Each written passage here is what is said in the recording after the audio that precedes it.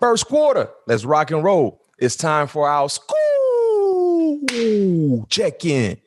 Man, that thing be live too when they do it in real life. School. They do it together. It's like they be practicing it. But let's get to the school check-in. Recap of the most recent ball game against the Cleveland Browns.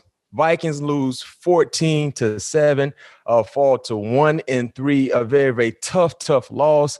A close game. It was like two big-time heavyweight boxers just standing in the middle of the ring, just swinging. Swinging. Unfortunately, the Vikings didn't swing enough, but it was a playoff caliber team you were going against, and they gave you guys their best effort. You guys gave them your best effort, but it wasn't enough. Let's talk about some of the things that happened. Offense picked up. Offense, had some issues. The defense had some issues as well, but overall, the defense did a pretty good job against an offense that has been really, really balanced. Offensively, throwing the football, the Cleveland Browns, we're doing a good job. Baker Mayfield running the football, two-headed monster in the backfield. Kareem Hunt, who I have on my fantasy team, and Nick Chubb have been two dynamic playmakers in the backfield. But I can tell you this much. The Vikings defense stood up big time. But Pat P, how did it feel, in the first half of the ball game? Because you guys were going toe-to-toe. Defensively made a lot of plays. What was the mentality in the first half against the Cleveland Browns? We knew it was going to be a slugfest heading into that match, heading to that game Sunday. We knew we had to try to make this game one-dimensional, take the ball out of Kareem Hunt and Nick Chubb's hands by really slowing them down in the run game. But we know it's hard to slow down. It's hard enough in this league to slow down one of them. They got two. They got two all-pro caliber running backs. It's just not like two running backs. Yeah. It's two all-pro caliber running backs in this league. So, obviously, I thought we did a pretty good job. I think it was 11-7 at halftime. It was. You're right. It was like you said. It was a heavyweight bout. We knew that going in, and we just didn't want. We knew we had no room for error. There's a couple plays that we felt that we left out there, especially being that 3rd and 20, giving them that three, giving them an opportunity to get those 3 points before half. Mm-hmm. But other than that, we knew that was going to be that type of game. Because if I'm not mistaken, I think Cleveland is top 2 in the league in defense, if I'm not mistaken. Well, heck, they played against Chicago, and I think that game alone put them number one in all categories. Yeah, so so they might be number one overall defensively. They had 17 sacks against. Right. I'm exaggerating, but it felt like 17. We knew it was going to be a defensive battle, especially with us being a defensive.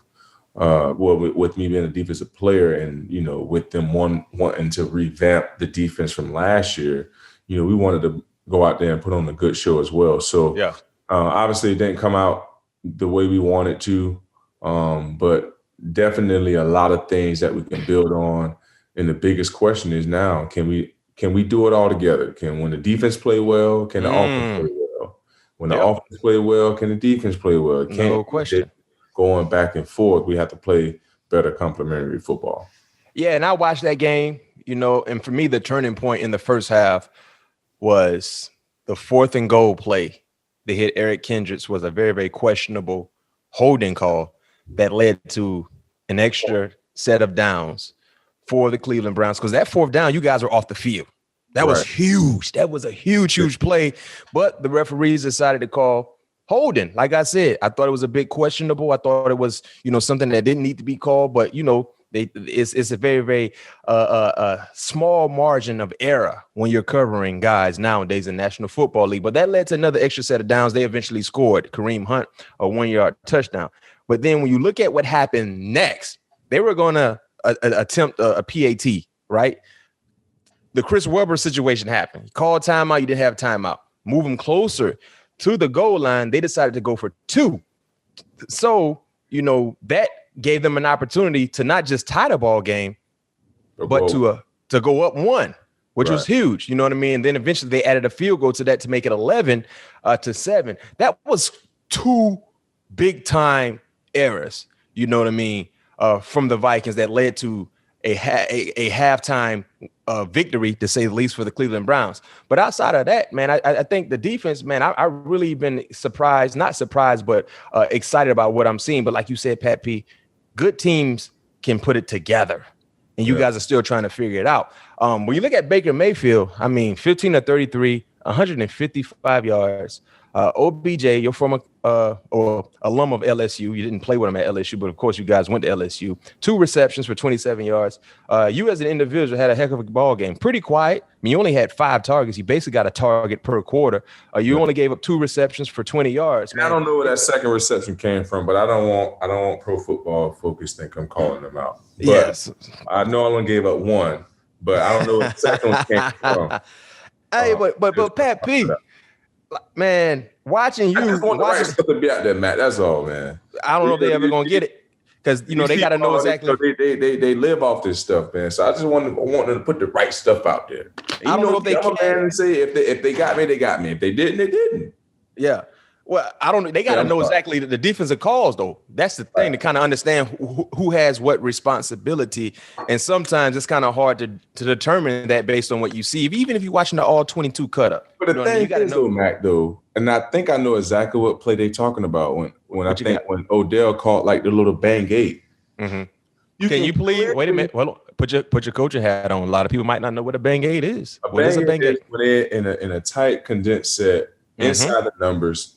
It kind of pressing the top of the numbers, thinking they're running it out, but cutting it back inside to a post. Mm-hmm. So it's very quick. It's like an 8-yard, 12-yard route.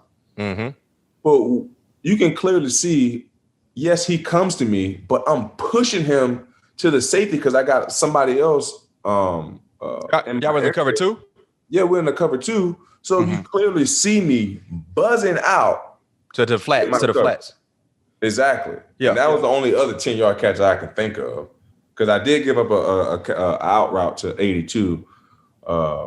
Higgins. Yep. Yeah, and I can't remember. I think it was like right before half. I think, but that's the only catch I can remember me giving up.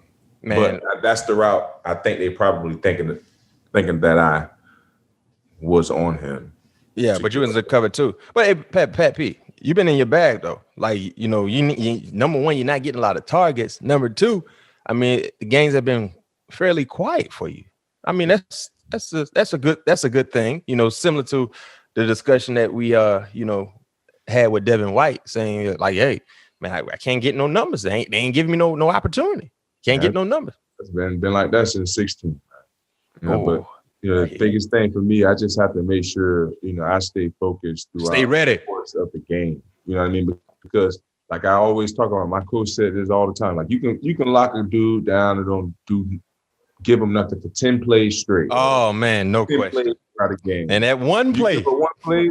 oh man, he garbage. Oh, he burnt them. Oh, he this. You can have 3 great quarters, and that 4th quarter or 1 quarter, just be like, man, give a big one. Oh, exactly. That's the life you live on that island. Yeah. Then as soon as I go out there, God forbid, knocking on wood, go out there, have I don't plan on having a bad performance, but he need to retire. Oh, this need to happen. Like, God damn.